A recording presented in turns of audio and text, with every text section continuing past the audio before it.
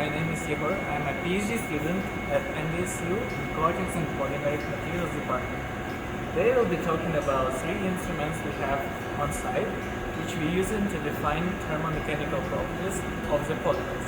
Thermomechanical properties are the major, if not the most important one, because when we developing a new materials, is it petroleum-based or bio-based, what we are targeting is to get the highest strength, the highest toughness, and the highest thermal stability. The first technique that we will be discussing is called differential scanning calorimetry, or shortly DSC.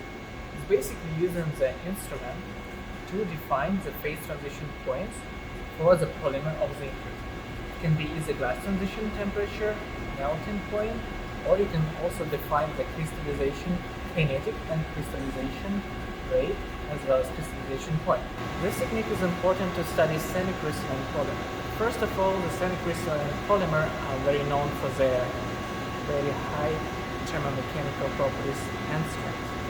However, additionally, the higher crystallinity can enhance and serve as a good prerequisite for the good barrier properties, for example, for polymers which are used in the packaging industry. And using the DSC can define glass transition point, melting point, but also you can define the degree of crystallinity by integrating the heat of the phase transition and correlate it to the barrier properties. With the increase of crystallinity, you can get the better barrier properties against oxygen, against carbon dioxide and the water vapor to improve the barrier performance of the material. Also, you can use DSC for polymer blends. Sometimes that one polymer is not enough to get the desired properties. You can add, for example, in petroleum-based commodities, some bio-based parts to enhance biodegradability. Or you want to improve the toughness of the polymer by adding nanoparticles or nanofillers. So in this case, you want to study if your polymers of different nature are miscible and how they are miscible. Or you developing a compatibilizer in order to improve that miscibility. Because we want to get a synergistic effect from physical blending of the polymers. DSC can show you the extent of affinity of the polymers to each other, and if the blend that you are preparing, you can see if the macromolecules are miscible, interacting, and or you need to use some additives like compatibilizer to improve the affinity and therefore the thermal properties of your blend. Now let's move from theoretical part to the fun part, sample preparation and actually carrying out the measurements. So if you recall, we said that this technique is called differential scanning calorimetry, and you will now understand why. So in order to carry out the experiment, or basically to study the phase transition and define phase transition point for your polymer, or do the kinetic study, we will need to prepare two aluminum pans. It has a base or container, and it also has a lid to cover. These specific pans are hermetic, as I said, and they're useful if you have some system with either solvent or some liquid system initially, as which can leak out and destroy the machine, or you want to keep that liquid from evaporation within your sample.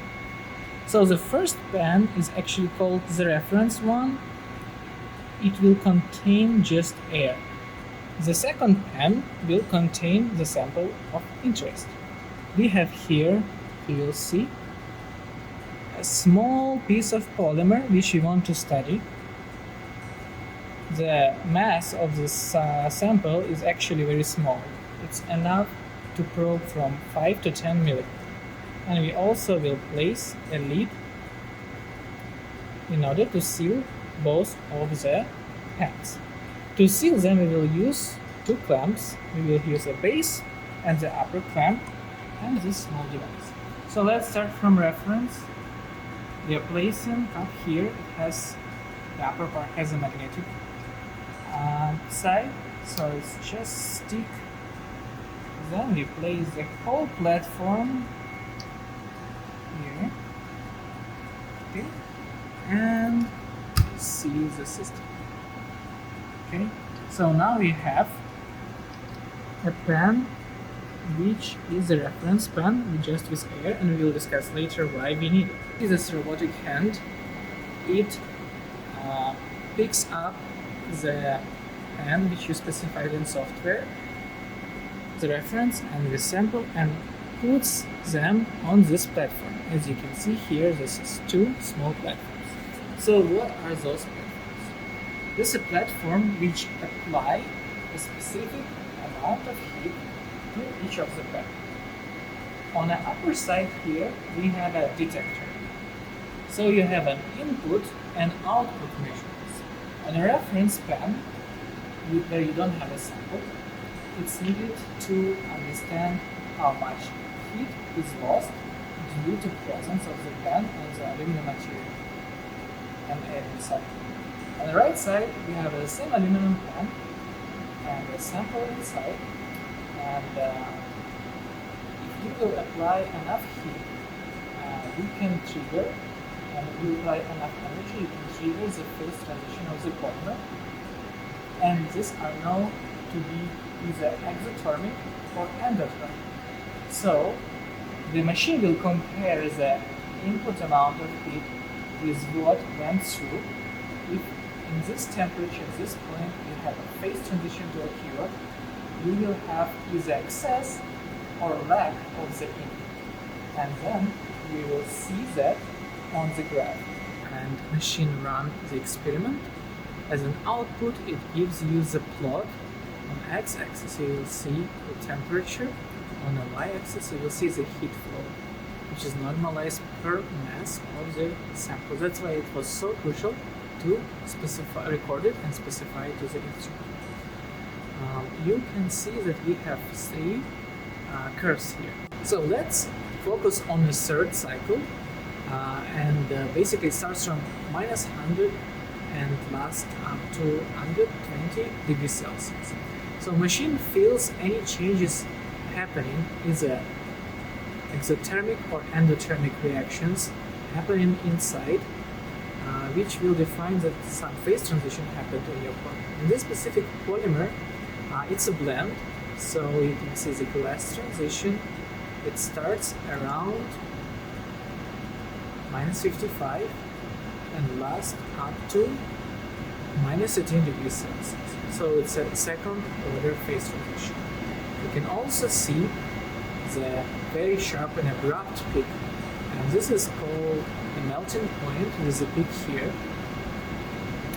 And this one starts from 60 up to 88 degrees Celsius. So you can see that this polymer is semi-crystalline. It has both amorphous domains and crystalline domains. As I mentioned before, we can study the polymer blends and their miscibility. In this specific sample, we added crystalline additive to the amorphous polymer. That's why we see two peaks here on the graph. So what we can do here is we can integrate the area under the curve which corresponds to the melting phase transition, and use first of all the peak which corresponds to the melting point, as well as enthalpy, or basically joule per gram of released heat. We can then compare the enthalpy for the pure additive which we add, and then to analyze if our additive is compatible and miscible and co-interacts with amorphous matrix, or it remains separately and the polymers are not miscible. Our message is that DSC is a very powerful technique, has a variety of options, and will help you to define thermal properties of polymer interest and will assist you greatly during your research. Let's move to second technique, which is called dynamic mechanical analysis, shortly DMA. Unlike DSC, The DMA is measuring mechanical properties of your freestanding film. So it's a thermoplastic or thermoset. Always arrange all temperature and measure the mechanical response to the applied stress. Unlike tensile mode, it's using the oscillatory applied stress, so it's basically applying and releasing stress with some frequency which you can define. Basically, this piece of the glove, which is rubber or elastomer, is a good example of how it's happening. So basically, it's stretching down and then releases the stress, and the sample stretches the platform up. The detector is measuring what was the force applied by machine, what was the force applied by sample back.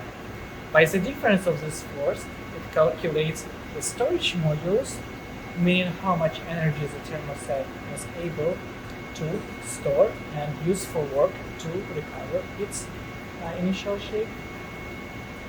It also will measure what was the loss of energy which was dissipated, or basically gives you the ratio of your viscoelastic response to material. Another sample, which is low density polyethylene film, which is a thermoplastic.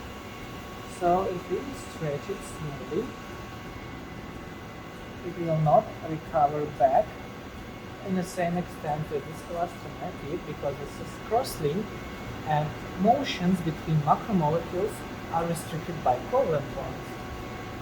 Macromolecules here I kept together their physical, topological, and temporal.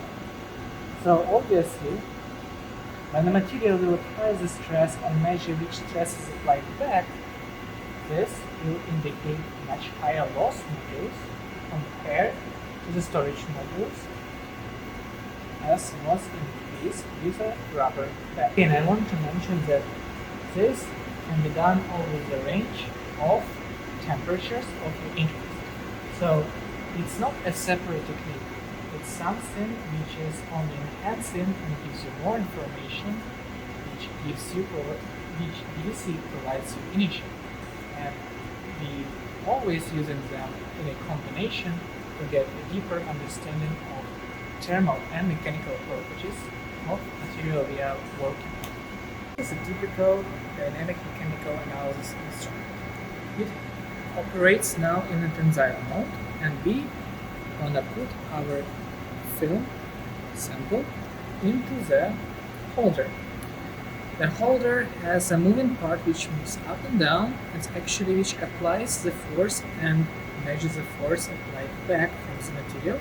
And we have a stationary part to fix it. The sample is merely a film, a rectangular sample. You need to record the thickness as well as the width. The length of the material of the sample will be recorded by instrument. Now the sample of the film is placed, as you can see, stretching down and up. And basically this part, the moving platform, will apply the force, oscillatory force, with the frequency you will specify. The frequency is very important because it will allow you to probe different parts of the different responses. Then you need to place a cap which will ensure the homogeneous distribution of heat from the heating mantle. The moment you close the lid, fix it, and then you are ready to go to the software.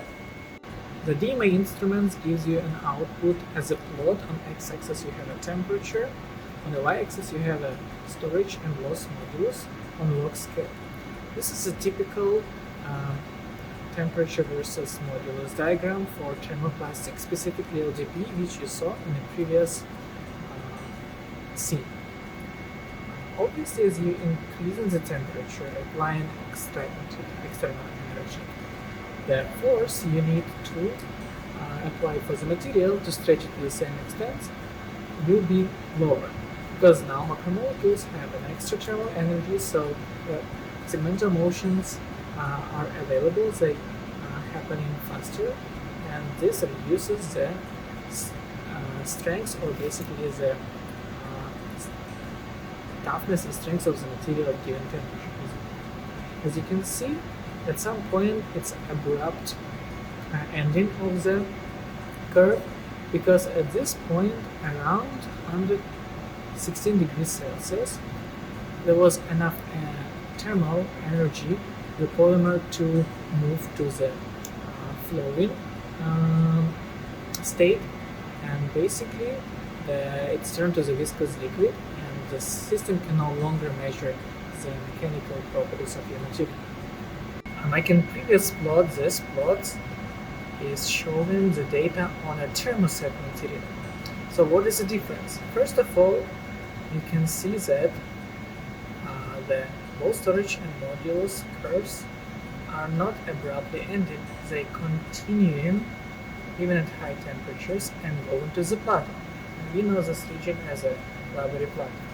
At this point, all segmental motions are between cross-linking nodes are allowed. They have enough energy to oscillate, and what's keeping the sample responsible for sample integrity, there is a cross-linking nodes, covalent cross-linking nodes between macromolecules.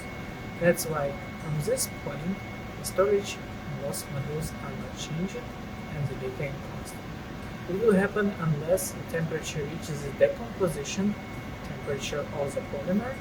However, it will never go in a viscous flow compared to the previously classic sample of LTP. Similarly to DSC plots, we can define the last transition point again of both thermoplastics and thermosets. We are not using the initial or end point, using the midpoint.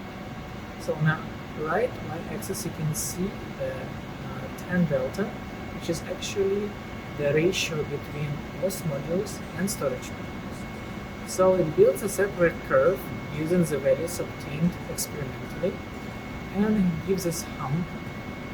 So the peak of this hump is where our glass transition point lies.